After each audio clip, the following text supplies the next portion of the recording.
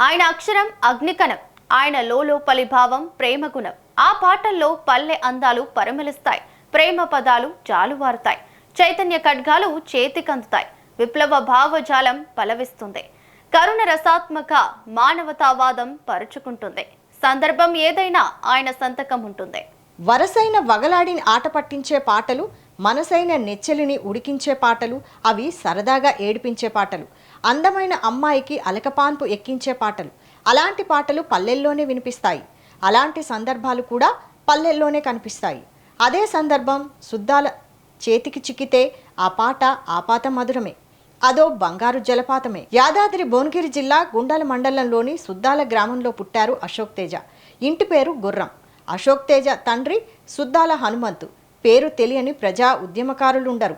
నైజాం రాజు నిరంకుశ పాలనకు వ్యతిరేకంగా కమ్యూనిస్టు ఉద్యమంలో ముఖ్య పాత్ర పోషించారు సుద్దాల హనుమంతు. సొంత ఊరు సుద్దాల కాబట్టి ఆయన్ని సుద్దాల హనుమంతు అని పిలిచేవారు. ఊరు పేరే ఇంటి పేరుగా మారిందంటే తన ఊరి ప్రజలే, ప్రాంతం ప్రజలే హనుమంతుకి ప్రాణమని ప్రత్యేకంగా చెప్పాల్సిన అవసరం లేదు. అలా సుద్దాల అనే పదం హనుమంతు పేరు ముందు చేరింది. సుద్దాల వారసులు కూడా అదే సాంప్రదాయాన్ని కొనసాగించారు. అలా గుర్రం అశోక్ తేజ కాస్త సుద్దాల అశోక్ తేజగా మారిపోయారు. అశోక్ తేజ తల్లిదండ్రులిద్దరూ స్వాతంత్ర్య సమరయోధులు. అలాంటి కుటుంబ వాతావరణంలో పుట్టారు కాబట్టే అశోక్ తేజ పాటల్లో అభ్యుదయ తేజం కనిపిస్తుంది. మహాకవి శ్రీశ్రీ విప్లవ చైతన్యం ఆయన చరణాల్లో కదం తొక్కుతూ ఉంటుంది. అగ్ని నేత్రమా, ఉగ్రజ్వాల చరణం దగ్గర నుంచి బాల్యం నుంచే అశోక్ తేజ పాటలు రాయడం మొదలుపెట్టారు. సినీ పరిశ్రమకు రాక మునుపు మెట్పల్లిలో తెలుగు ఉపాధ్యాయుడిగా పనిచేశారు. కె రంగారావు దర్శకత్వంలో తెరకెక్కిన నమస్తే అన్న చిత్రంతో గీత రచయితగా మారారు. నటుడు, రచయిత ఉత్తేజ్ అశోక్ తేజ మేనలుడే.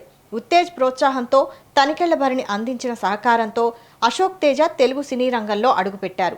నమస్తే అన్న చిత్రంలోని గరం గరం పోరి నా గజ్జల సవారి అనే పాట అశోక్ తేజ రాసిన మొదటి సినీ గీతం. అయితే అశోక్ తేజకు బ్రేక్ ఇచ్చింది మాత్రం దర్శకరత్న దాసరి నారాయణరావు. ఒసేయ్ రాములమ్మ చిత్రంలో రాసిన 3 పాటలు అశోక్ తేజలోని ప్రతిభను బయటపెట్టాయి.